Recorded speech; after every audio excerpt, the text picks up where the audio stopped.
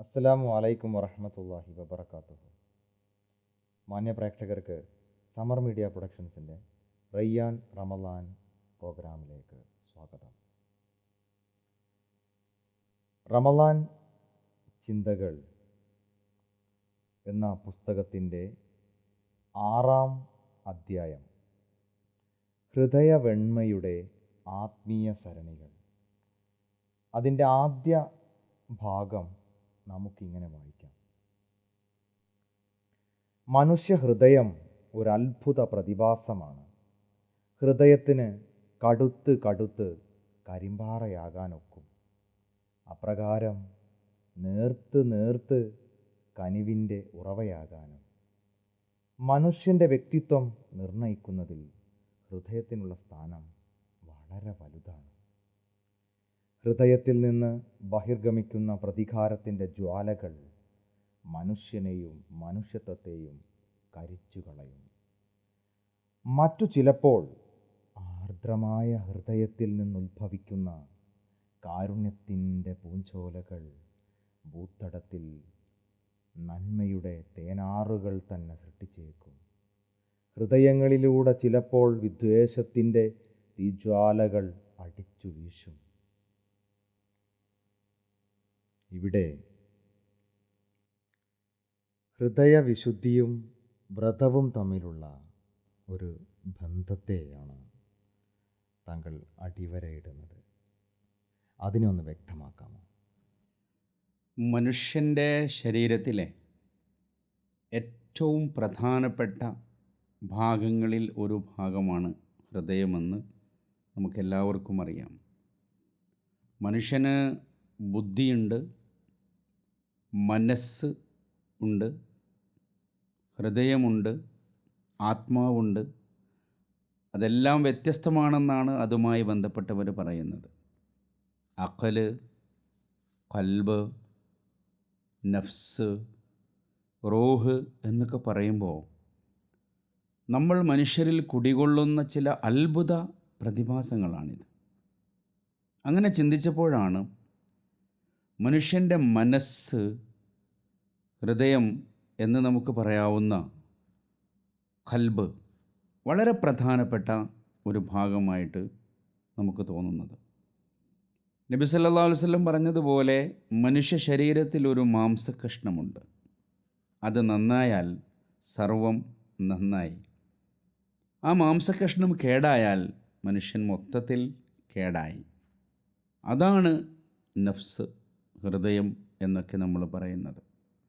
അതിൻ്റെ ആത്മാവാണോ ആത്മീയതയാണോ ഹൃദയത്തിൻ്റെ ഏതൊരു പശ്ചാത്തലമാണ് അതിനുള്ളത് എന്ന് കൃത്യമായി പറയാനുള്ള അറിവ് എനിക്കില്ല.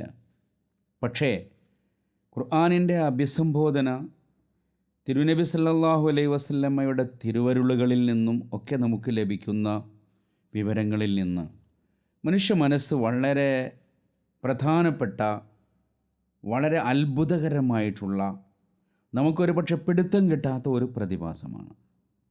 പക്ഷെ അതിൻ്റെ ഒരു സവിശേഷതയായി നമ്മൾ സൂചിപ്പിച്ചതുപോലെ മനുഷ്യ മനസ്സിന് ചിലപ്പോൾ ചക്രവാള സീമകളോളം വിശാലമാകാൻ സാധിക്കും. ചിലപ്പോൾ അത് ഒരു മനുഷ്യൻ്റെ ശരീരത്തിലെ എല്ലിൻ കൂട്ടിലേക്ക് ചുരുങ്ങി ചത്തുകിടക്കാനും മനസ്സിന് സാധിക്കും. മനുഷ്യൻ്റെ മനസ്സ് ചക്രവാളങ്ങളോളം വിശാലമാകുമ്പോൾ അവൻ്റെ മനുഷ്യത്വവും അവൻ്റെ ധർമ്മബോധവും അവൻ്റെ കാരുണ്യവും ഒക്കെ വലിയ നിർദ്ധനികളായി അവനിൽ നിന്ന് പ്രവഹിക്കുകയാണ്. അതേ മനസ്സ് കുടുസായ, അതുപോലെ തന്നെ കുശാഗ്രമായ, സങ്കുചിതമായ, ബീഭത്സമായ ഒന്നായി മാറുന്നത് നമ്മൾ കാണുന്നുണ്ട്. ഇത് നമ്മൾ കാണുന്നത് മനുഷ്യ മനസ്സ് നോക്കിയിട്ടല്ല, മനുഷ്യൻ്റെ പ്രവർത്തനങ്ങൾ നോക്കിയിട്ടാണ്. മനുഷ്യനിങ്ങനെ നല്ലൊരു മനസ്സുള്ളവൻ, സന്മനസ്സുള്ളവർക്ക് സമാധാനം എന്നൊക്കെ നമ്മൾ പറയുമ്പോൾ അത് ലോകത്ത് അത്ഭുതങ്ങൾ സൃഷ്ടിക്കുന്നുണ്ട്. അപ്പോൾ ഇവിടെ ആ ഒരു മനസ്സിനെ ഫോക്കസ് ചെയ്യുന്നുണ്ട് ഇസ്ലാം, ഖുർആൻ, ഹദീസ് എന്നൊക്കെ മനസ്സിലാക്കുമ്പോഴാണ് ഹൃദയ വെണ്മയെക്കുറിച്ച് നമ്മൾ സംസാരിക്കുന്നത്. അപ്പോൾ ഹൃദയത്തിൻ്റെ ഒരു വിമലീകരണം, ഒരു ശുദ്ധീകരണം, ഒരു ആകാശ നീലിമയെപ്പോലെ വളരെ ക്രിസ്റ്റൽ ക്ലിയറായിക്കൊണ്ട് മനസ്സിനെ മാറ്റാൻ സാധിച്ചാൽ അതായിരിക്കും ഒരു മനുഷ്യ സൃഷ്ടിപ്പിൻ്റെ വളരെ പ്രധാനപ്പെട്ട ഒരു കാര്യമെന്ന് മനസ്സിലാക്കുകയാണ്. അതാണ് ആ വിഷയം അങ്ങനെ നമ്മൾ ചർച്ച ചെയ്തിട്ടുള്ളത്. ഇവിടെ ഹൃദയ വിശുദ്ധിയും എങ്ങനെയാണ് ഈ മാസം അല്ലെങ്കിൽ വ്രതവുമായി ബന്ധപ്പെട്ട് കിടക്കുന്നത്? തീർച്ചയായിട്ടും മനുഷ്യൻ്റെ മനസ്സ്, അതുപോലെ അവൻ്റെ ശരീരം, അവൻ്റെ ആമാശയം, ഇതൊക്കെ തന്നെ ബന്ധപ്പെട്ട് കിടക്കുന്നുവെന്നാണല്ലോ അതുമായി ബന്ധപ്പെട്ട ശാസ്ത്രം നമ്മളോട് പറയുന്നത്. അപ്പോൾ മനുഷ്യൻ്റെ വികാരത്തെ നിയന്ത്രിക്കുന്നത്, വിശപ്പിനെ നിയന്ത്രിക്കുന്നത്, ആമാശയത്തെ നിയന്ത്രിക്കുന്നിടത്തൊക്കെ ശരീരത്തിനും ഒരു പങ്കുണ്ട്, ആത്മീയതക്കും ഒരു പങ്കുണ്ട്. അപ്പം ആത്മീയതയുടെ ഒരു നിറവുണ്ടാകുമ്പോൾ ഇവിടെ ശരീരത്തിൻ്റെ വശങ്ങൾ അവഗണിക്കപ്പെടുകയും ആമാശയത്തിന് ഒരു ആവശ്യത്തിനുള്ള പ്രാധാന്യം കൊടുക്കുകയും ചെയ്യുമ്പോൾ അതിലൂടെ മനുഷ്യൻ്റെ മനസ്സ് ശുദ്ധമാവാൻ ഇടയുണ്ട്. അപ്പോൾ റമദാൻ വ്രതം അനുഷ്ഠിക്കുമ്പോൾ ഇത്തരം അമിതമായ ഭോജനങ്ങളിൽ നിന്ന്, വാരിവലിച്ച് തിന്നുന്നതിൽ നിന്ന്, അല്ലെങ്കിൽ ശരീരത്തെ കൂടുതൽ പൂജിക്കുന്നതിൽ നിന്ന് മനുഷ്യൻ അല്പം അകലുകയും മനസ്സിനെ ശുദ്ധീകരിക്കുന്നതിലേക്ക് മനുഷ്യൻ്റെ ശ്രദ്ധ പോവുകയും ചെയ്യുന്നുണ്ട്. അപ്പോൾ തഖ്വയുണ്ടാകണം, മനുഷ്യത്വമുണ്ടാകണം, ധർമ്മബോധമുണ്ടാകണമെന്നൊക്കെ ഖുർആനിൻ്റെ റമദാനിൻ്റെയും കൂടി താല്പര്യമാണ്. ആ നിലക്ക് റമദാൻ മനുഷ്യ മനസ്സിനെ വിമലീകരിക്കുന്നു എന്നാണ് നമുക്ക് മനസ്സിലാക്കാൻ സാധിക്കുന്നത്. നമ്മൾ മനസ്സ് വെക്കുകയാണെങ്കിൽ റമദാൻ മാസത്തിലൂടെ മനുഷ്യനെ മൊത്തം ശുദ്ധീകരിക്കുന്നത് പോലെ എല്ലാറ്റിൻ്റെയും കേന്ദ്രമായ മനസ്സിനെ കൂടി ശുദ്ധീകരിക്കാൻ മനുഷ്യന് സാധിക്കുമെന്നാണ് നമ്മൾ മനസ്സിലാക്കുന്നത്. നമ്മുടെ ഹൃദയങ്ങളെ വിശുദ്ധീകരിക്കാൻ ഈ റമദാൻ മാസം നമുക്ക് പ്രചോദനമാകട്ടെ.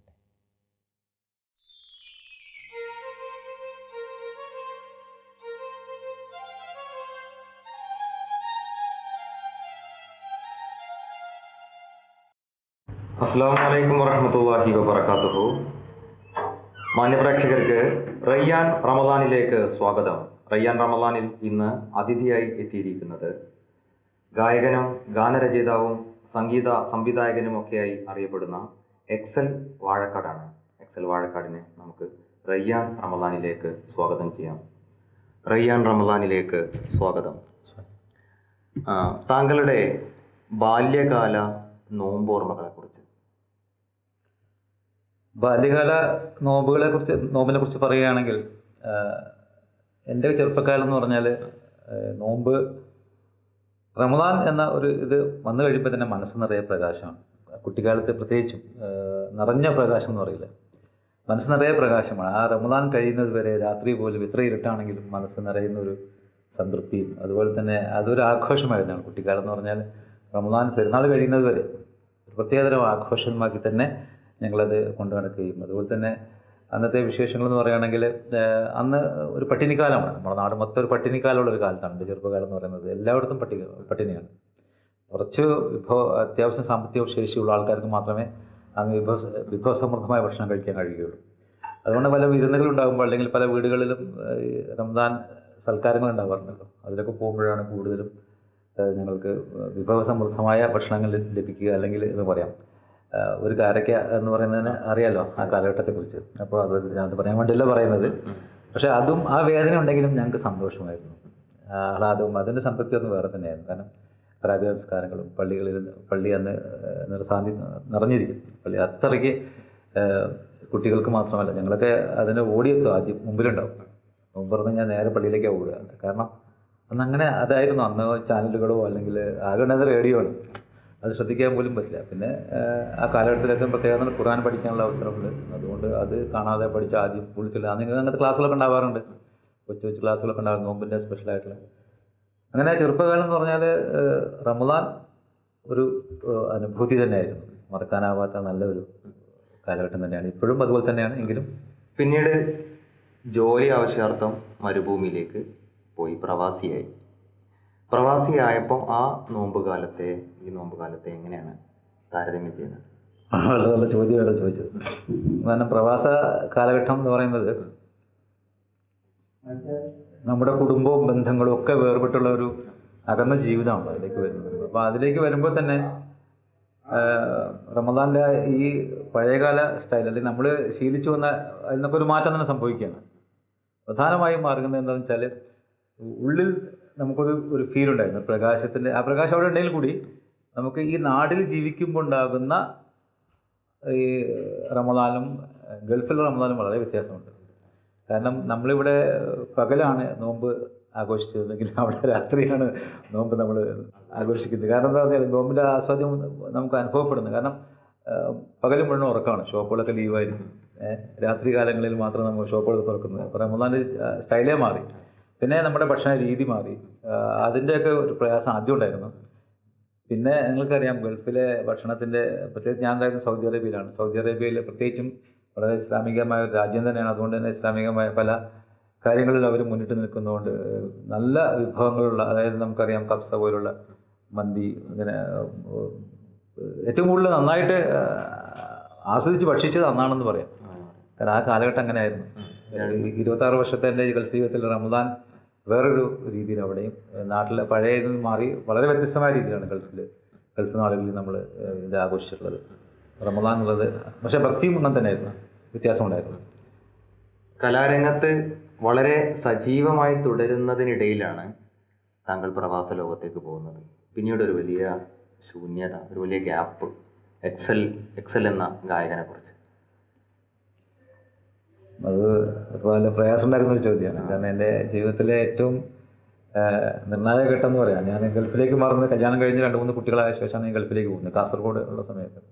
അപ്പോൾ അതുവരെ ഞാൻ നമ്മുടെ പീർ മുഹമ്മദ്, മാപ്പിളപ്പാട്ട് ഗായകൻ പീർ മുഹമ്മദ് സാറിൻ്റെ കൂടെ തന്നെയായിരുന്നു ഒരു 9 വർഷത്തോളം. അദ്ദേഹത്തിൻ്റെ എല്ലാ സ്റ്റേജുകളിലും മിമിക്രിയും ഹിന്ദി പാട്ടുകൾക്കാണെങ്കിൽ അവസരം തരിക അധികവും. പിന്നെ പുള്ളിക്ക് അസുഖമുള്ള ദിവസങ്ങളാണെങ്കിൽ പുള്ളിയുടെ വോയിസിൽ പാടാൻ പറയും. അങ്ങനെ അനുകരിച്ചൊക്കെ പാടുന്നൊരു കാലം ഉണ്ടായിരുന്നു. അങ്ങനെ വി എം കുട്ടി സാറിൻ്റെ കൂടെ ഉണ്ടായി കുറേ കാലം, 3-4 വർഷം. അത് കഴിഞ്ഞ് M P Ummarkutty, K S Muhammad Kutty, AMK മുതൽക്ക്, അങ്ങനത്തെ ആ കാലഘട്ടത്തിൽ ഒരുപാട് ടീമുകളുടെ കൂടെ ഉണ്ടായിരുന്നു. പിന്നെ സിനിമ പിന്നണി ഗായകൻ നമ്മുടെ കൃഷ്ണേന്ദ്രൻ, അവൻ്റെ കൂടെ അവൻ മാത്രമല്ല ഇപ്പോഴും വിളിക്കുന്ന ഒരാളുള്ളത്. കൃത്യമായിട്ട് ഇപ്പോഴും വിളിക്കാറുണ്ട്, വല്ലപ്പോഴും ഒക്കെ വർഷത്തിൽ വിളിക്കും. അപ്പോൾ ക്ഷമിക്കണം. ഒന്നാമത്. രണ്ടാമത്തേത് ജോളി അബ്രഹാം സാറിൻ്റെ കൂടെ ഉണ്ടായിരുന്നു, വീർ രാജപ്പൻ്റെ കൂടെ സാറിൻ്റെ കൂടെ പോയിരുന്നു. ഒക്കെ മിമിക്രി ആയിരുന്നു പ്രൊഫഷണൽ. അതുകൊണ്ടാണ് പങ്കെടുത്തത്. അങ്ങനെ നിൽക്കുന്ന സമയത്താണ് ഒരു സുപ്രഭാതത്തിൽ ഒരു എന്താ ഗൾഫൊന്നും പോയി കളയപ്പം തോന്നൽ വന്നത്. അങ്ങനെ 1986 അപ്പോഴും പ്രൊഫഷണലായിട്ട് പോയിക്കൊണ്ടിരിക്കുന്ന സമയമാണ്. അതാ രസം. ഏറ്റവും പ്രൊഫഷണലായിട്ടുള്ള നല്ല ബിസിയായിട്ടുള്ള സമയം തന്നെയായിരുന്നു ആ കാലഘട്ടത്തിൽ, 86. അങ്ങനെയാണ് ആദ്യമായിട്ട് സൗദി അറേബ്യയിലേക്ക് ഒരു വിസ എടുത്ത് പോകുന്നതും. പിന്നെ അവിടെ കുറച്ച് സ്ട്രിക്റ്റ് ആയിരുന്നു. നമ്മുടെ നാട്ടിലെ പോലെ അത്രയും മ്യൂസിക്കൽ ഇൻസ്ട്രുമെൻ്റ് ഉപയോഗിക്കാനോ അല്ലെങ്കിൽ പാട്ട് പാടാനോ മ്യൂസിക്കൊന്നും അനുവദിക്കുന്ന ഒരു സ്ഥലമായിരുന്നില്ല. അതിൻ്റെ ഒരു പ്രശ്നം ഉണ്ടായിരുന്നു ആദ്യം. എങ്കിലും ഞാൻ റൂമിൽ സ്വകാര്യമായിട്ടൊക്കെ അത്യാവശ്യം കീബോർഡൊക്കെ വാങ്ങിച്ച് പ്രാക്ടീസ് ചെയ്ത് തുടങ്ങി. അതിനുശേഷം നാട്ടിൽ വരുമ്പോഴൊക്കെ ഓരോ ആൽബങ്ങൾ ചെയ്യും. ഇങ്ങനെ 2-3-4 ആൽബം വരെ ചെയ്തിട്ടുണ്ട്. നാട്ടിൽ വന്നപ്പോൾ 3 വർഷം 5 വർഷം കൂടുമ്പോഴൊക്കെ ഓരോ ആൽബം ചെയ്ത് കൊടുത്തിട്ടുണ്ട്. അപ്പോഴാണ് ഇപ്പോൾ സ്വന്തമായി പാട്ട് എഴുതുകയും ട്യൂൺ ചെയ്യുകയും ഇവിടെ വന്നിട്ട് ഓർക്കസ്ട്ര ചെയ്യുകയും അങ്ങനെ സ്റ്റുഡിയോയിൽ എക്സ്പെൻസ് ചെയ്തിട്ട് നമ്മൾ തന്നെ എക്സ്പെൻസ് എടുത്തിട്ടാണ് ഇറക്കിയത് ആദ്യം. പിന്നെ പലരും ക്ഷണിക്കുകയും അങ്ങനെയാണ്. പിന്നെ എങ്കിലും വിട്ടുപോയിരുന്നില്ല, നഷ്ടപ്പെട്ടു പോയിരുന്നില്ല. ശൂന്യത മീൻസ് ഇത്ര മാത്രമേ ഉള്ളൂ. അതായത് വിശാലമായ ശൂന്യത എന്ന് പറയാൻ പറ്റില്ല. ഞാൻ ഉണ്ടായിരുന്നു അതിനകത്ത്, സംഗീതത്തിലുണ്ടായിരുന്നു, പലതിലും. ഓക്കെ. എക്സൽ വാഴക്കാടുമായിട്ടുള്ള സംഭാഷണം ഇവിടെ അവസാനിക്കുന്നു.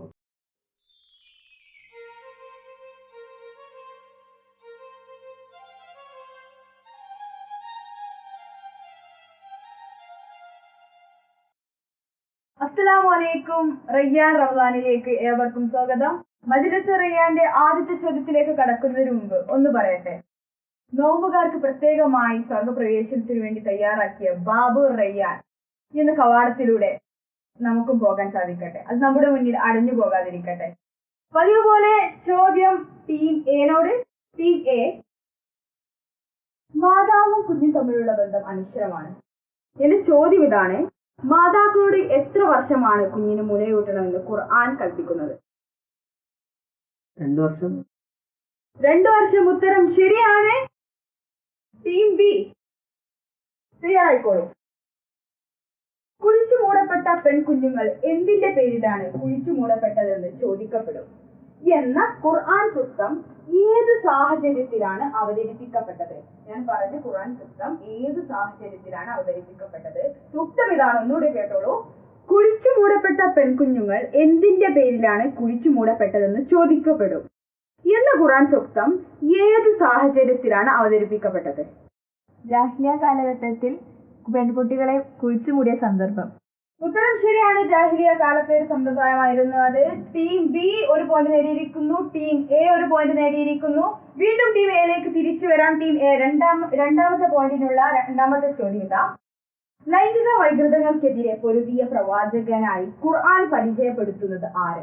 ഒരു പ്രവാചകൻ ലൈംഗിക വൈകൃതങ്ങൾക്കെതിരെ പൊരുതിയ പ്രവാചകനായിരുന്നു.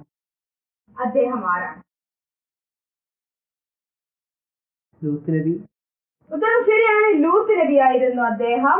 ടീം എ 2 പോയിന്റ് നേടിയിരിക്കുന്നു. അടുത്തത് രണ്ടാമത്തെ പോയിന്റിനുള്ള ടീം ബിയുടെ ചോദ്യമാണ് ഇതാ. മുഹമ്മദ് നബി സല്ലല്ലാഹു അലൈഹി വസല്ലം തന്റെ ജീവിതത്തിൽ മൊത്തം എത്ര ഹജ്ജ് കർമ്മങ്ങൾ നിർവഹിച്ചു? ഒന്ന്. ഒരു സംശയമില്ല, മുഹമ്മദ് നബി സല്ലല്ലാഹു അലൈഹി വസല്ലം തന്റെ ജീവിതത്തിൽ ഒരു ഹജ്ജ് മാത്രമേ ചെയ്തിട്ടുള്ളൂ. ഈ സെഗ്മെന്റിൽ 2 ടീമുകളും ഒരുപോലെ ഉത്തരം പറഞ്ഞതുകൊണ്ട് 2 ടീമുകൾക്കും 2 പോയിന്റ് വീതം മാർക്ക് ലഭിച്ച് 2 ടീമുകളും ഈ സെഗ്മെന്റിന്റെ വിജയികളാണ്. ഒരു നല്ല ഗാനം ആസ്വദിച്ചുകൊണ്ട് നമുക്ക് ഈ സെഗ്മെന്റ് അവസാനിപ്പിക്കാം.